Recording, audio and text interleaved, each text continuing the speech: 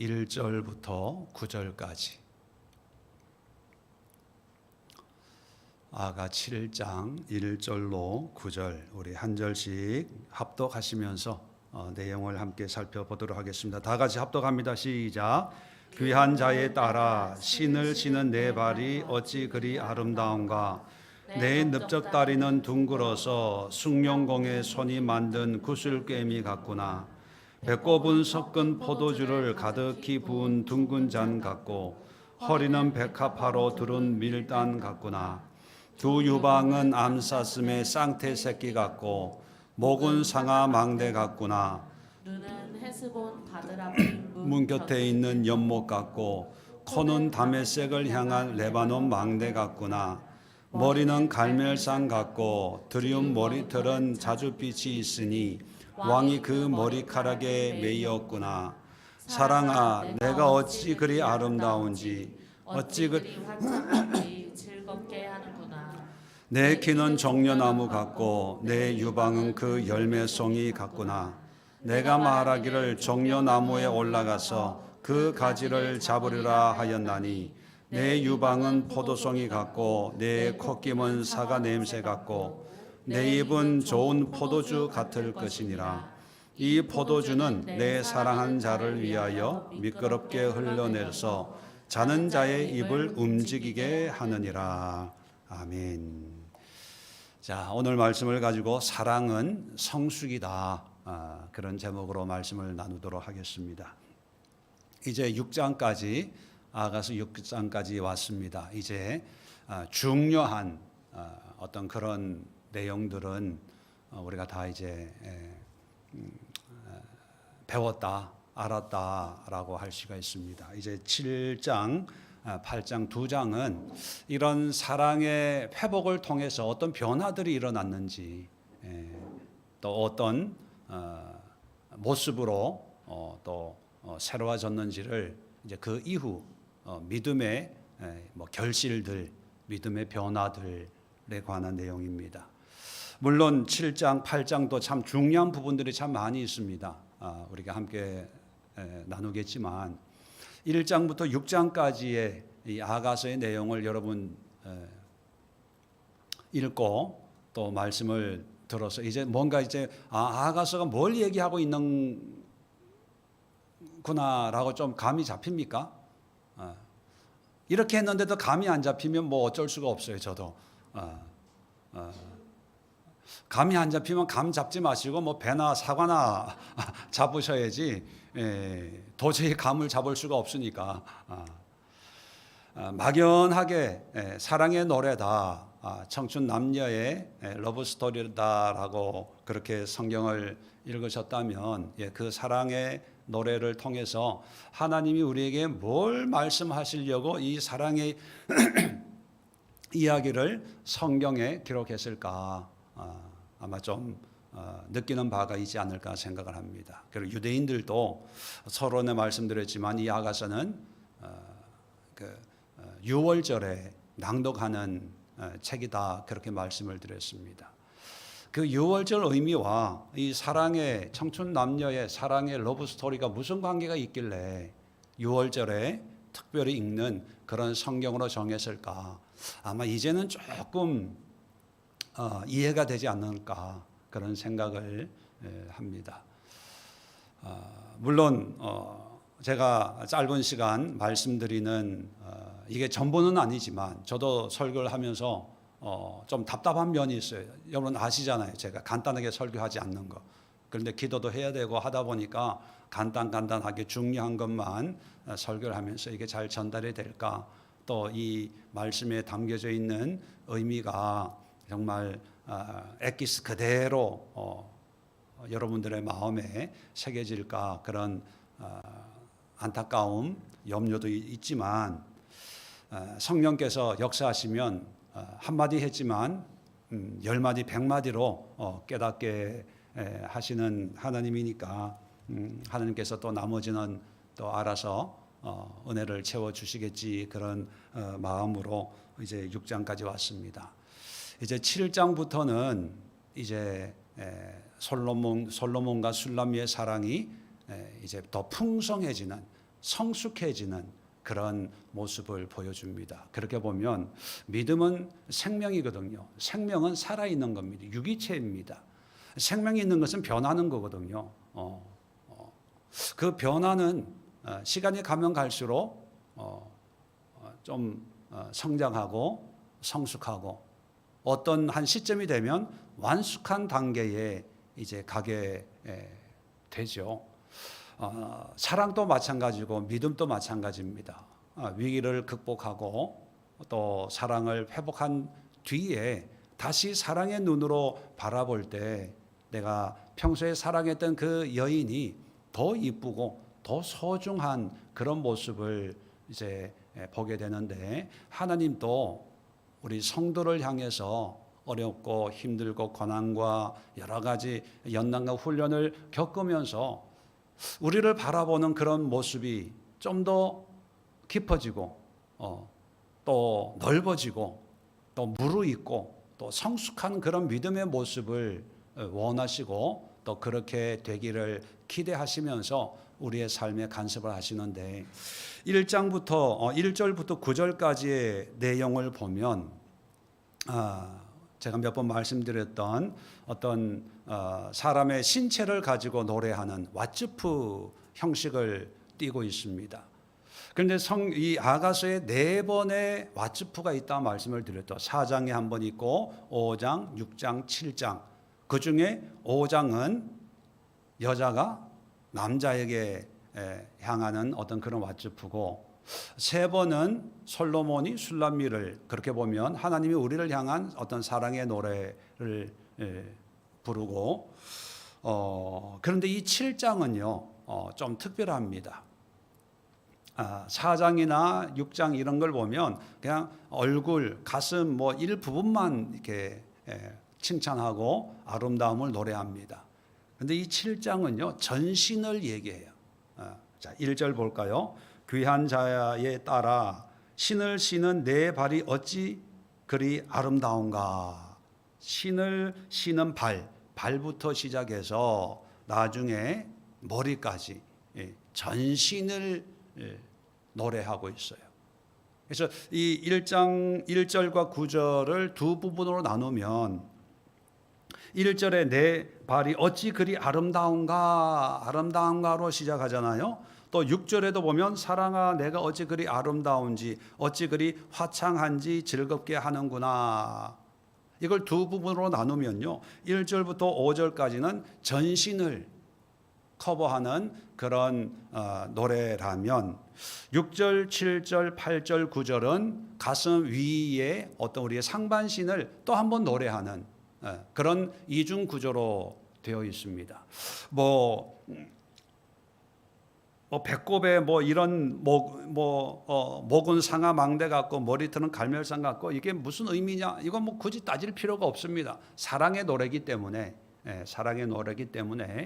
따질 필요가 없는데, 근데 우리가 첫 번째 우리가 생각해 볼 것은 뭐냐 하면, 점점 왓츠프를 사랑하는 사람에 대해서 관심을 가지고 노래하는데 점점 깊어진다는 거예요. 처음에 얼굴만 봤어요. 그 다음에 상체만 봤어요. 그런데 어려움을 겪고 나서 사랑의 눈으로 신발 신은 발부터 머리털 끝까지를 바라보면서 그 아름다움을 노래하고 있다. 이것은 뭐냐면 사랑이 점점 깊어지고 성숙하고 또 더 내면의 어떤 사랑이 무르익는다는 그런 의미로 바라볼 수가 있습니다. 그렇다면 우리의 신앙도 어려움 때문에 믿음이 약해지는 것이 아니라 고난과 훈련을 통해서 점점 성장하고 성숙한 신앙으로 나가야 된다는 거죠. 2장에 보면 사랑을 나누기 전에 솔로몬이 미리 경고를 한 게 있어요. 포도원을 허는 작은 여우를 잡아야 된다. 그죠? 그 여우가 하는 일이 뭐라고 말씀드렸어요? 포도원을 헌다는 것은 하나님과의 관계를 회방한다는 얘기입니다. 그러면 작은 여우가 때로는 돈을 대박나게 해줄 수도 있어요. 작은 여호가 암병도 고칠 수가 있어요. 또 작은 여호가 사업을 막 이게 크게 일으키는 일도 할 수가 있고요. 반대로 고난을 주고 환난을 주기도 합니다.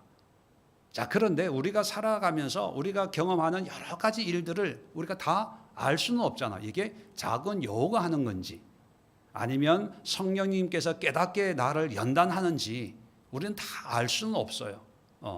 그런데 다 그 원인은 모르지만 결과를 보면 이게 작은 여호의 짓인지 성령 하나님의 역사인지 분별할 수가 있죠.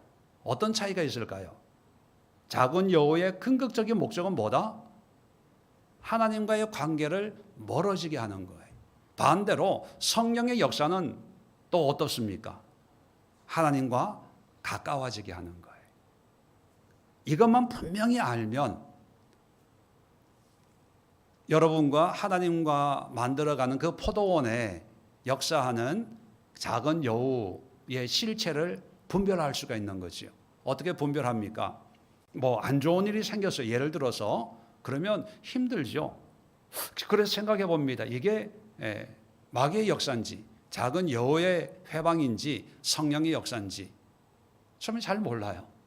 그런데 그런 어려움이나 환난을 통해서 내가 더욱 기도하고 예배하고 말씀으로 가고 어렵지만 하나님이 주신 위로로 위안 삼고 찬양하고 감사하고 하나님 앞에 맡기고 하나님 주님 앞에 이 모습 이대로 나옵니다. 하나님은 나의 산성이시고 요새시고 방패시고 피할 바위십니다 라고 하면서 하나님과 점점 가까워지면 그것은 누구의 역사라고 우리가 생각할 수가 있습니까? 성령 하나님. 물론 작은 여호가 역사하지만 여호가 시작은 했을지는 몰라요. 그런데 성령께서 나를 움직여서 하나님과 가까이 가게 하시는 거예요. 반대로 사업이 너무 잘 돼서 간증하러 다녀요. 하나님이 기도했더니만 이런 은혜를 주셨습니다. 정말 땡전 한 푼 없었는데 기도하고 순종했더니만 목사님 차 사드리고 양복 사드리고 식사 대접하고 목사님 하라는 대로 순종했더니만 이런 대박이 났습니다. 간증해요. 그런데 바빠서 이제 기도를 못하는 거예요. 이제 너무 바빠서 주일 예배 참석도 힘들어요. 근데 헌금은 막 1,000만 원, 2,000만 원, 뭐 한다 그러면 몇 억씩 아유 목사님 제가 바빠서요 외국 출장인데 출장 가서 참석은 못하지만 제가 비용은 되겠습니다. 경비는 되겠습니다. 이러면 우리 장로님, 우리 안수 집사님. 그런데 이런 축복이 그 결과를 보면 하나님의 축복입니까? 작은 여호의 역사입니까? 네, 왜요? 예, 이제 분별이 좀 되세요? 예. 지금 위기를 통해서 솔로몬이 술라미를 바라보면서 노래하거든요. 과거는 몰라요. 문을 안 열어준 거 마음에 상처로 남았는지는 모르지만 그 술라미를 보면서 정말 이제는 머리 끝부터 발끝까지 아름다움을 노래하고 있어요. 이게 바로 성숙해지는, 더욱 친밀해지는, 사랑스러워지는 그런 믿음의 모습이거든요. 그렇다면 우리의 신앙도 이유가 어디에 있든 원인은 어디에 있든 우리는 그건 따질 필요가 없어요. 누구 때문에 내가 이렇게 힘들고 뭐 때문에 내가 이런 문제가 생기고 돈을 잃어버리고 명예를 잃어버리고 건강을 잃어버리고 누구 때문에 그건 생각할 필요가 없어요. 누구 때문이든지 간에 중요한 것은 뭐냐 하면 그런 상황에서 나는 하나님과 더 깊은 사랑의 관계를 맺어야 되겠다. 그걸 하나님이 보시거든요. 그걸 통해서 네가 진짜 나를 사랑하는구나. 나를 생각하는구나. 나를 특별한 존재로 여기는구나. 이렇게 여기는 거죠. 그래서 여러분 지금부터 특별히 이 말씀 아가스를 이해하신 분들은요, 어떤 문제 때문에 절대로 핑계대지 마십시오. 신앙생활에, 믿음 생활에 뭐 때문에 뭘 못하겠어요, 뭐 때문에, 절대로 이건 제가 경험한 바입니다. 절박한 상황 속에 결국은 저는 하나님을 선택했을 때 그 어려움은 있겠죠. 근데 그 결과가 제가 대단한 사람이라서 말씀드리는 게 아니고, 대단한 믿음의 소유자라서 얘기 드리는 게 아니라, 그런 그 선택의 결과가 저는 알잖아요. 저는 늘 감사해요. 그 선택이, 그 결정이. 그게 아니었으면 나처럼 이렇게 믿음이 없고, 또 믿음의 가문도 아니고, 목회하는 목회자 어깨 너머로 본 적도 없고, 그런데도 외롭지 않고 혼자, 우리 집안에 제가 첫 목사거든요. 주변에 친구도 목사가 없어요. 선배도 없어요. 후배도 없어요.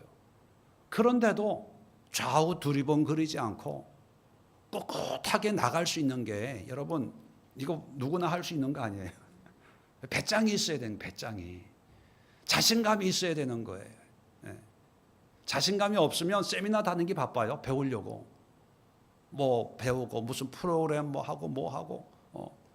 근데 저 자신은 알아요. 여러분은 어떻게 생각할지 모르지만 저는 알아요. 왜? 늘 채워진 느낌이 있어요. 어디에 가든, 어떤 목사님을 만나든, 어떤 상황에 있든, 제가 교만해서 얘기가 아니라 그냥 하나님의 그런 은혜, 사랑, 이런 걸로 늘 채워 있어서 부끄러울 게 없고, 속된 말로 꿀릴 게 없고, 늘 당당하게. 교회가 커서 당당한 게 아니라 작아요. 내가 유명한 사람입니까? 아니잖아요. 그래도 그럴 수 있는, 목회할 수 있는 이유가 뭐냐면, 어떤 환경에서도 하나님을 선택했거든요. 신앙을 선택했거든요. 기도와 말씀과. 아시잖아요. 어떤 장로님이 헌금해 놓고 내 헌금 돌려달라. 그 얘기는 와서 무릎을 꿇어라, 이런 얘기거든요. 이제는 당신 뜻대로 교회 운영할 테니까 노염 푸시고 다시 출석하세요. 이거를 기다리고 있어요. 그래서 전화 한 통 하든지 아니면 말 한마디만 해도 아무 문제가 없어요.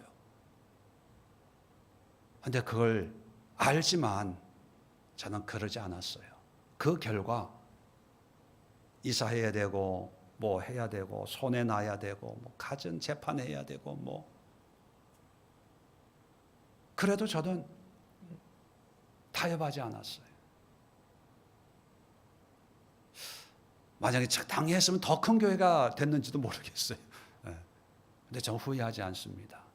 오히려 그런 선택을 했다는 거에 저는 감사하고, 또 자신감이 있고, 그런 선택을 했기 때문에 여러분도요, 위기를 핑계의, 이유의 도구로 사용하지 마세요. 그 결과는요, 믿음의 성장이 아니라 퇴보예요. 변질이에요. 그런 분들 신앙, 믿음이 자라는 모습을 보질 못했어요. 늘 문제가 있으면 옛날로 돌아가요. 그 얘기는 뭐냐면 항상 그 모습, 그 수준, 그런 신앙에 평생을 머물러 있는 거예요. 그거 볼 때 너무 안타까워요. 자, 두 번째 어떤 성숙이 있냐 하면 1절부터 보면 그 넓적 다리 둥글어서 숭룡공에 손이 만든 구슬꿰미 같구나. 구슬꿰미라는 게 구슬 이렇게 뭉치라는 얘기거든요. 자, 뭉치라는 얘기를 하고 2절에 배꼽은 섞은 포도주를 가득히 부은 둥근 장 같고 가득히라는 표현이 있고 또 2절에 허리는 백합화로 두른 밀단 같구나. 밀단이 뭐냐면 밀더미예요. 밀더미 같구나. 뭐 허리가 밀더미 뭐 어떤 의미인지 모르지만 하여튼 이제 푸짐하고 풍성하다 많다는 거죠. 또 5절에 보면 머리털 얘기를 하는데 왕이 그 머리카락에 매이었구나. 뭐 머리털 얼마나 아름다운지 또는 머리숱이 많은지 모르지만 왕의 마음이 거기에 이렇게 끌릴 정도로 그렇게 풍성하고 7절에 내 키는 종려나무 같고 종려나무라는 것은 아주 그 아름드리 높은 키 큰 그런 나무라는 의미고요. 8절에 보면 8절에 이제 유방을 표현하는데 포도송이 같고 내 콧김은 사과 냄새 같고 7절에도 보면 내 유방은 그 열매 송이 같구나. 제가 지금 말씀드리는 이런 단어들의 어떤 공통점이 뭐냐 하면 풍성하다는 거예요. 풍성하다는. 다시 말하면 하나님의 사랑을 더뎌보면 풍성해져요. 마음이. 여유가 생겨요. 여러분 우리도 왜 사랑하는 사람이 있으면 괜히 얼굴 표정이 달라지고 여유가 있어지고 커피 살 때도 내가 살게, 밥 살 때도 내가 쏜다, 뭐 이렇게 마음에 여유가 생기잖아요. 하나님의 사랑을 더디보면 넉넉해져요. 긴장하고 세상의 위기를 겪으면 이게 쫄아들거든요. 그래서 트라우마 때문에 나중에 또 먹을 게 없으면 어떡해? 그런 생각 때문에 자꾸 이렇게 모으죠. 안 쓰고 모으고 저축하고. 근데 하나님의 어떤 사랑의 고난과 연단 속에 있으면, 사랑이 있으면 그 고난과 연단 속에서도요 여유가 있어요.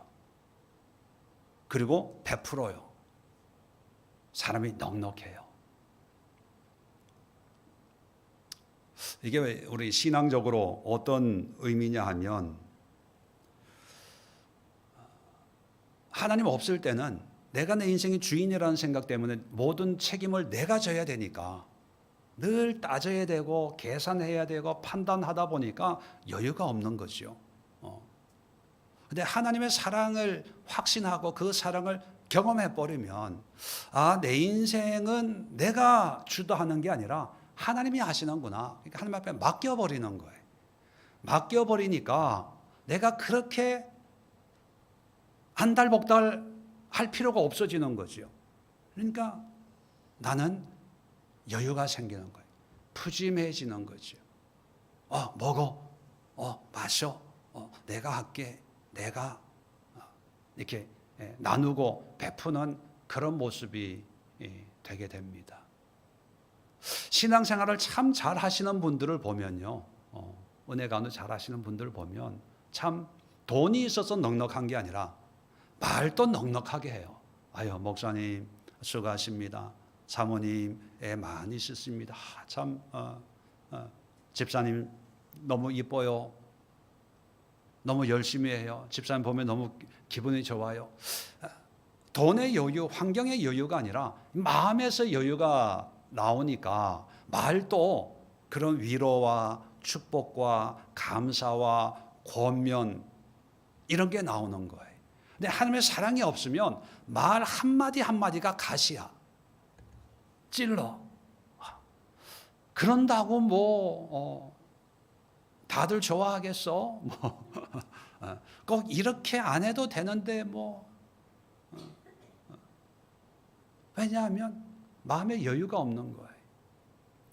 그걸 곱게 볼 수 있는, 받아들일 수 있는 그런 넓은 마음이 없어서 늘 따지려고 하고 왜 이럴까 이 사람이 자꾸 이렇게 그러다 보니까 얼굴이 편안하지가 않는 거예요. 여러분 사랑하면 물질의 넉넉함 이게 아니라 여러분 여기 신체의 어떤 그런 배꼽에 가득히 부은 둥근 잔 배꼽이 얼마나 크길래 이런 표현을 하겠어요. 그게 아니라 그냥 넉넉한 그 모습을 노래하는 거예요. 부부 관계도 여러분 부부싸움 하면 인상이 좋을 리가 없잖아요. 긴장하고. 근데 집에서만 그런 게 아니라 회사에서 그 모습이에요. 교회에서도 그 모습이고. 근데 부부 관계가 좋으면은요 티가 나요. 얼굴에, 행동하는 거에. 근데 하나님과의 관계도 마찬가지라는 겁니다. 하나님과의 관계에서도. 하나님의 사랑을 덧입으면요 그렇게 따지려고 하지 않고 뭔가 말로 이렇게 공격하고 가시처럼 이렇게 찌르고 어떤 나보다 좀 더 나은 척하는 사람을 말로 또 이게 막 누르려고 하는 이런 피곤한 이런 그 뭐라 그러나요? 그런 거가 아니라 잘난 척 하려고 하는 사람 그래 잘난 척 해 그래 더 없어 더 얘기해 봐 이런 거 있잖아요. 여유가 있는데 이 여유가 어디서 오냐 하는 거지요. 남편이 연봉 1억 벌어다 주면 여유가 생길까요? 자식이 좋은 대학 들어가면 이런 여유가 생길까요? 아니에요. 하나님의 사랑에서 온다는 거예요. 사랑이 회복이 되면 가난해도 여유가 있어요. 뉴스를 잘 보지는 않는데 종종 보다 보면 대통령 그 부인 명품백 이런 받았냐 안 받았냐 좋냐 안 좋냐 이런 얘기 나올 때마다 저는 그런 생각을 해요. 왜 사람들이 이 명품을 좋아할까? 왜 명품을 좋아할까?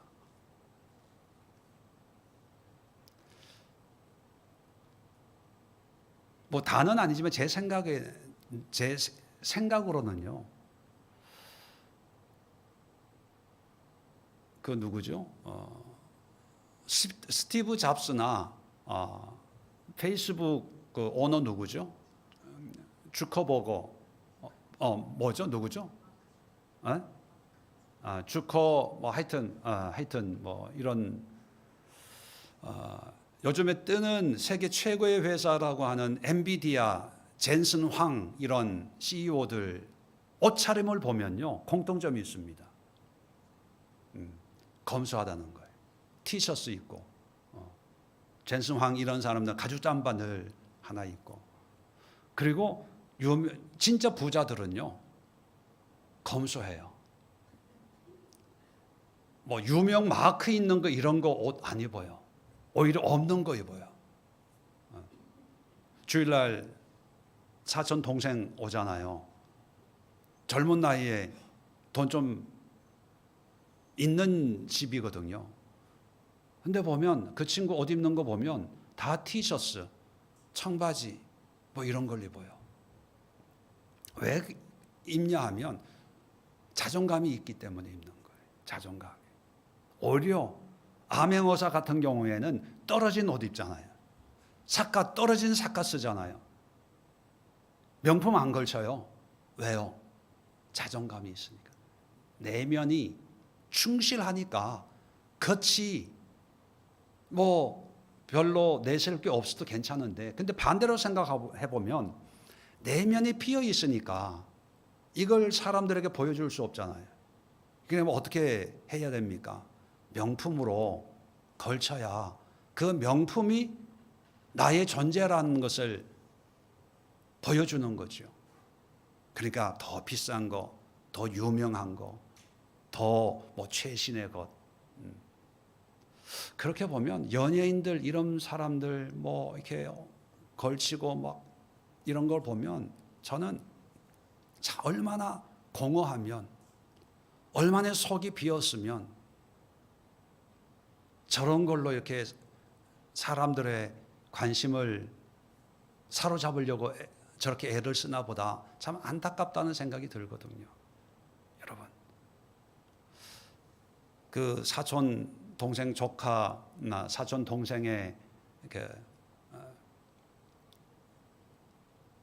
그 아버지가 작년인가 재작년에 돌아가셨거든요. 돌아가시기 전에 미국에 원래 살다가 이제 한국으로 이제 오셨는데 참 이렇게 소장품 이런 것들을 많이 가지고 비행기로 이렇게 보내 가지고 오고 이사 갈 때마다 가지고 다니셨거든요. 이렇게 뭐 이렇게 집에 참 비싸고 뭐 좋은 것들.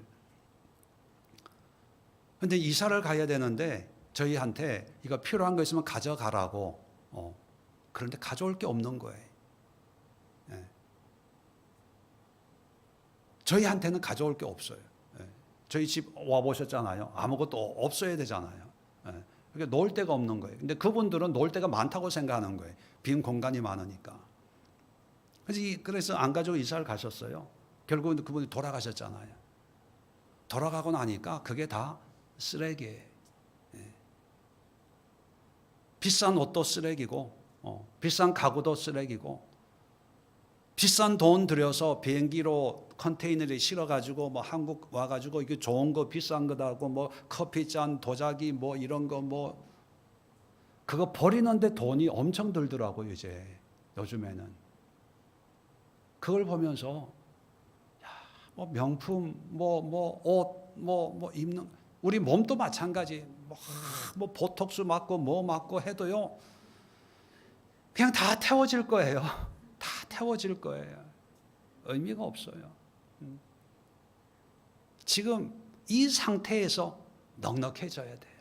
이 상태에서 눈 하면 코 하고 싶고 코 하면 뭐 하고 싶고 뭐 하면 뭐 하고 한도 끝도 없어요. 그러다가 결국 최종 마지막은 뭔지 아세요? 네, 화장이에요. 화장. 화장하다가 화장터로 가는 거예요. 네. 네. 여러분, 하나님의 사랑은 지금 내 환경에서 더 풍성한 삶을 살게 해요.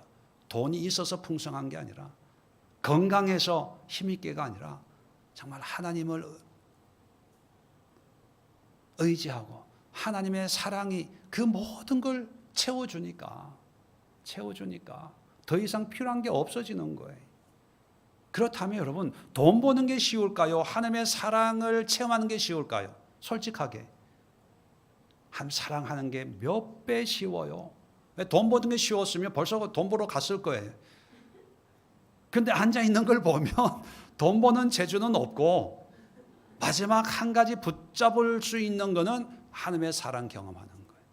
여러분들에게는 그게 쉬워요. 쉬운 길로 가십시오. 쉬운 걸로 승부하십시오. 마지막 세 번째, 자 9절 말씀이 참 재미있는데 내 입은 좋은 포도주 같을 것이니라. 자 포도주를 얘기합니다. 이 포도주는 내 사랑하는 자를 위하여 미끄럽게 흘려내려서 자는 자의 입을 움직이게 하느니라. 자 이 포도주는요 아가서에 한 6번 등장을 합니다. 6번 등장하는데 대부분이 뭐냐 하면 포도주 자체가 가지고 있는 의미를 얘기하는 거예요. 기분 좋게 하고 맛있게 하고 달콤하게 하고 어떤 포도주라는 게 어떤 풍성한 축복, 은혜 뭐 이런 걸 그 자체가 가지고 있는 의미잖아요. 그런데 6번 가운데 이 마지막 사용되고 있는 이 9절에 있는 이 포도주는 자체의 어떤 그 기능보다도 이 포도주가 가지고 있는 어떤 이 술람미가 가지고 있는 어떤 그런 모습을 상징하는 용도로 사용해요. 어떤 용도냐면 내 입은 9절 내 입은 포도주 같을 것이니라 그렇게 얘기하고 이 포도주는 내 사랑하는 자를 위하여 미끄럽게 흘러내려서 자는 자의 입을 움직이게 하는구나. 자는 사람이에요. 그 자는 사람에게 이 포도주가 흘러가서 내 입에 포도주가 흘러가서 이 자는 사람을 이제 깨운다는 거예요. 움직이게 한다는 게 뭐예요? 다른 사람에게 기쁨을 주는 그러니까 술람미가 이제 위기를 극복하고 나서 어떤 모습으로 변화됐냐? 자기의 만족, 자기 사랑에 도취가 돼서 자기의 행복으로 끝나는 게 아니라 포도주가 자는 사람을 움직이게 한다. 다른 사람을 기쁘게 하는 사람. 이 사랑을 하면 자기 중심적이 될 수가 있어요. 더 많은 사랑, 더 많은 관심. 자, 오늘은 이런 이벤트를 해줬는데 다음에는 어떤 이벤트를 해줄까? 뭐 이런 기대. 예. 그리고 요구를 하게 됩니다. 왜? 사랑하니까 이번에 이거 해줘, 저거 해줘. 이렇게 하고 싶어, 저렇게 하고 싶어. 이거 먹고 싶어, 저거 먹고 싶어. 뭐 이런 어떤 필요와 요구와 만족으로 치우칠 위험성이 있습니다. 그런데 술람미는요, 솔로몬 한나라의 왕이지 않습니까? 모든 걸 누릴 수 있고 거기에 이제 빠져서 사랑에 빠져서 다른 거엔 무관심할 수도 있을 텐데 입이라고 하는 건 말이라고 우리가 이해하면 다른 사람에게 관심이 있어요. 그래서 잔다라고 하는 것은 밤과 연결해 보면 영적으로나 환경적으로 하나님과 관계없이 어려움과 고난을 당하는 그런 사람이라고 생각할 수도 있습니다. 그런 사람에게 흘러가서 그 사람을 움직이게 깨우게 한다. 위로하고 권면하고 그들을 이렇게 세우고 한마디로 얘기하면 남을 기쁘게 하고 남을 세우고 다른 사람을 행복하게 하는 그런 신앙으로 이제 성숙해졌다는 걸 이야기하고 있습니다. 그렇다면 오늘 우리가 오늘 본문을 통해서 우리가 세 가지 기도 제목을 가지고 한번 기도해야 되겠습니다. 그저 더 큰 믿음 주세요. 더 큰 은혜 주세요. 내 자식, 내 남편, 내 사업, 내 건강 뭐 이런 기도도 뭐 필요하지만 기본적으로 우리의 기도에 대해서 다음 시간에 말씀드리겠지만 하나님과의 사랑이 먼저 회복이 되면 그 회복이 된 상태에서 어떤 기도도 있고 어떤 헌신도 있어야 되거든요. 그런 믿음이 되려면 성숙한 믿음으로 우리가 성장을 해야 되는데 성장하기 위해서는 오늘 본문에서 세 가지 말씀드린 것처럼 기도 제목 좀 띄워주실래요?